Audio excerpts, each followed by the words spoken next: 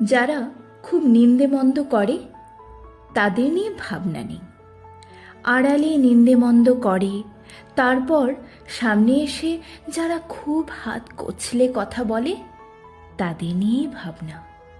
সবচাইতে বেশি ভাবনা সেই সব মানুষকে নিয়ে, নিন্দে করলে তাদের সুবিধে হবে নাকি হাত কচলালে।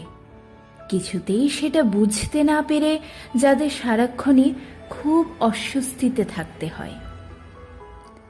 আজকের এই আকাশটাকে দেখে বোঝা যায় যে তারও বড় অস্বস্তি।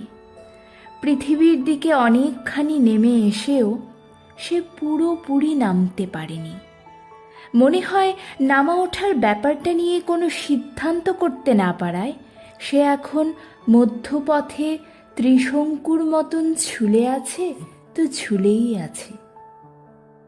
যারা কাছে ছিল তাদের মধ্যে কেউ কেউ খুব দূরে চলে গেছে, তাদের নিয়ে ভাবনা নেই। দূরে গিয়েও যারা ঘরের মায়া কাটাতে পারেনি তাদের নিয়েই ভাবনা। সবচাইতে বেশি ভাবনা তাদের নিয়ে, কাছের এই সবুজ মাঠ ভালো নাকি দূরের ওই নীল পাহাড়, কিছুতেই যারা সেটা বুঝে উঠতে পারছে না। দরজার বাইরে ওই যে মানুষটা সেই সকাল থেকে দাঁড়িয়ে আছে, একটু নজর করলেই বুঝতে পারবে যে ওরও বড় অস্বস্তি।